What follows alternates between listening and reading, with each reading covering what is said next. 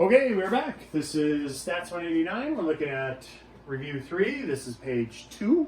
And before we start in on the lecture here, I had a friend of mine watches these YouTube videos and he said, "Don't you have anything other than a green shirt?" Just for the record, I have color-coded my shirts to match the content area I'm teaching. So if I'm wearing a green shirt, it's stats. If I'm wearing a red shirt, it's tech math 1 or 2. If I'm wearing a blue shirt, it's algebra.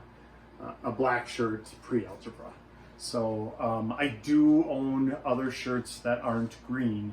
It's just you're only watching the stats videos, and so that's why they're green shirts. When I first started making the videos, when we first went online, I had everybody just get onto my YouTube, and they were confused about which videos they should watch. I have since linked them through Blackboard, so you really don't have to worry about the color of my shirt unless you're on my YouTube channel and you're trying to find, all the different things. So that's the story behind the green shirt. All right, so we're looking at number 6. On page 2, a university dean wishes to estimate the average number of hours that freshmen study each week. The standard deviation of the population from all previous studies is 2.6 hours. How large a sample must be selected if he wants 99% confidence? So again, this time we're going to use the n equals z times sigma over e squared. And he wants it within a half hour. And so error is 0.5, z for 99%. We look that up, that's 2.576. So we look that up on table F, go all the way down to the bottom, z. And sigma they gave us as 2.6 hours. And so now, be careful, like on number 5b, they gave us 3%, and we had to change the percent to a decimal. This is 0.5. It's a half hour. You don't have to change that at all. That goes in as 0.5. So n is equal to 2.576 times 2.6 over 0.5, and then the quantity squared.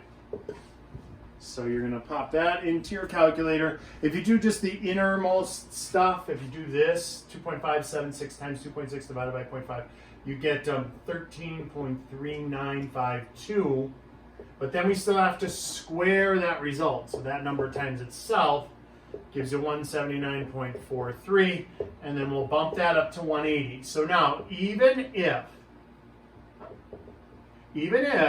this said 179.1, we'd still bump it up to 180 because you want no more than a half hour margin of error. So if we round this correctly to 179, you'll actually have a little bit more than a half hour of error. It'll be like 0.503 or something, but it'll be more than a half hour. So you always want that to be less, so you bump it up to the next number anytime there's anything after it, all right? All right, let's look at number 7.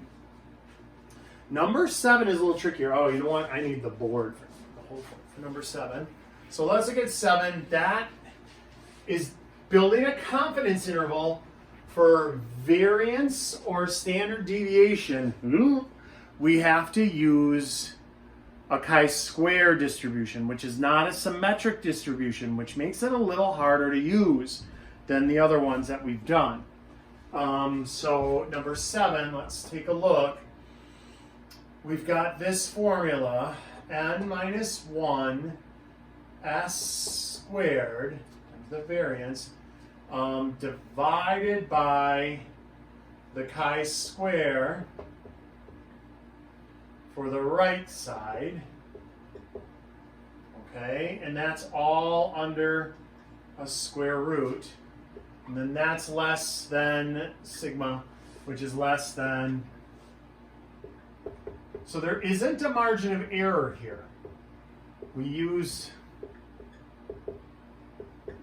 there is a margin of error that we could calculate after we do it, but there isn't like a margin of error in the work like the other things that we built. What is different here, the n minus 1 is the same, the s is the same. The chi-square left and the chi-square right, we actually use two different numbers for those based on a 90% confidence interval.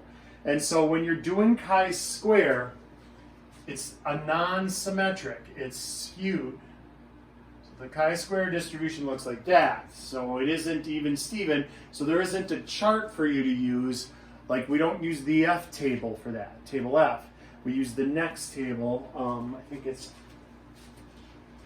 G, and I'll show you, it is table G, the chi-square distribution. And so now we've got degrees of freedom, like how we use for T distributions, it's with degrees of freedom. So you take a look, what did they give us? 15 flights. Average delay was 27 minutes with a standard deviation of 4.8. All right, so they gave us the mean, but they gave us the standard deviation. That's what we're worried about. We want this. Assuming flight delays follow a normal distribution, find a 90% confidence interval for the standard deviation in the flight delays. So they gave us this, but notice, we don't use that. That's not even in the problem. We're going to use this, the standard deviation S. We're going to use how many? N is 15 flights. So degrees of freedom is 15 minus 1. So 14 degrees of freedom.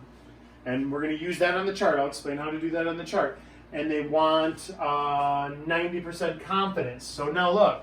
90% confidence on a skewed chart, we look up two different numbers on degrees of freedom 14.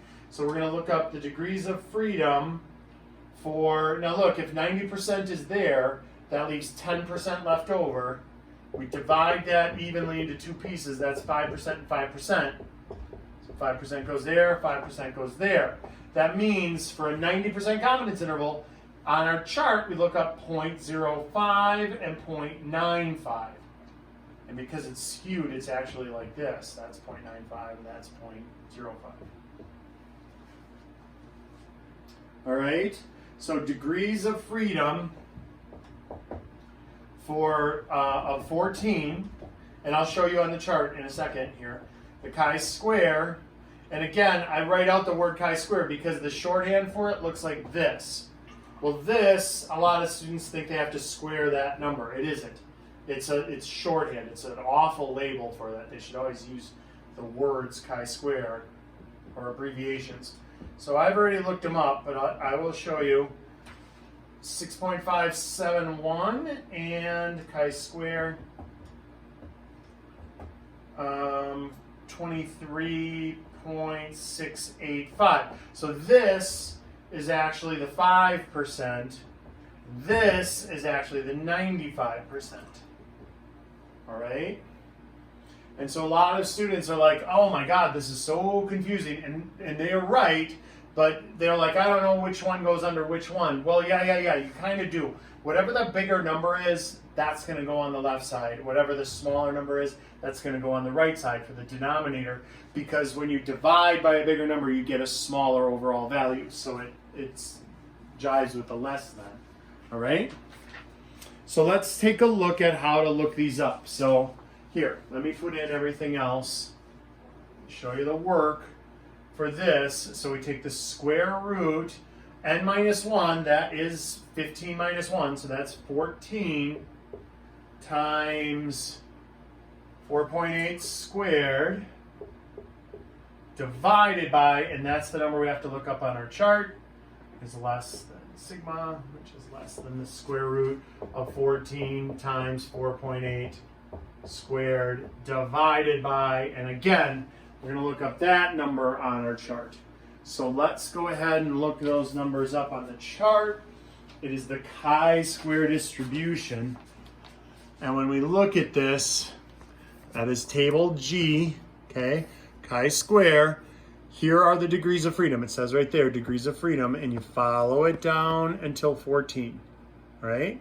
Now, on the top, we follow it over until we see 0.95, and that is our 6 0.571. That was the 95% was up on the top right there.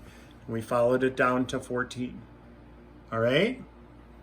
Then the next one, 14 degrees of freedom, and we follow it all the way over until you see 5% on the top. So 5% on the top, follow that down to degrees of freedom 14, and that's where the 23.685 came from. All right?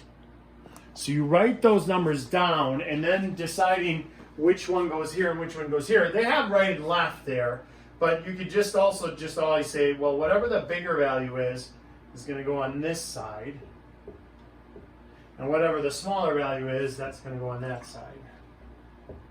And then your calculator does the rest. I mean, so there isn't a lot of algebraic working on this, but it is a stinker because when they say 90%, let me tell you the number one mistake students make. It says 90%, so they look up 0.9 and 0.1. That's wrong because it's the middle 90%. So you actually look up 0.95 and 0.05. And so that's tricky, you know. And after you get them in there, once you get the right numbers in there, most every student gets it right from here. So I actually worked this into my calculator, and then that turned out to be the square root of 13.6187. And then this turned out to be the square root of 49.0884. And then you do the square roots. You actually do the square roots. So that's where we get the 3.690 is less than sigma, which is less than 7.006. So 90% confidence interval for the standard deviation. Anytime you're doing standard deviation or variance, you're going to use chi-square, not z and not t. You're going to use the chi-square distribution. All right? So, good. Those are a little tougher.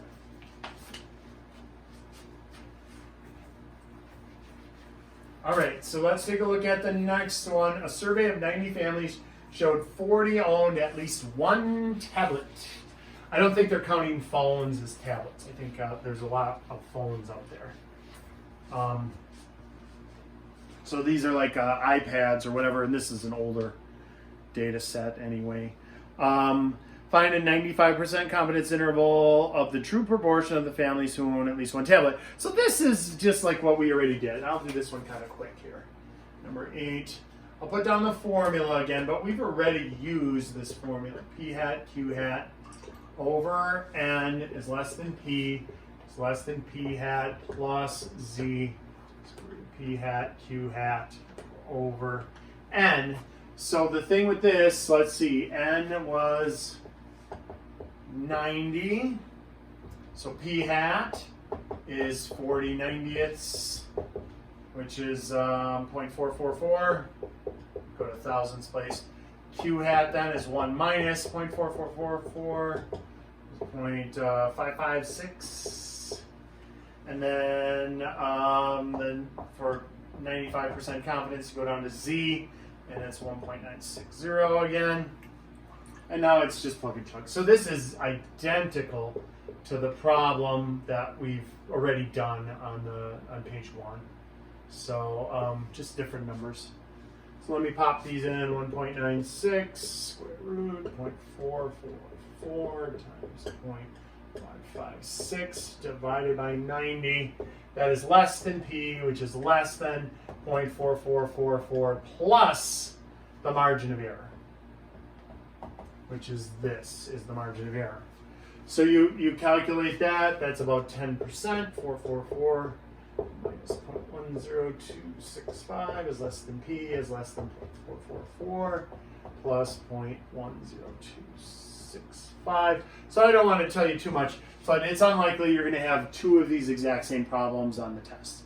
So like how we did this one already in number 5, you're not going to do a number 5 and a number 8 because I only get 20 problems on the test. And so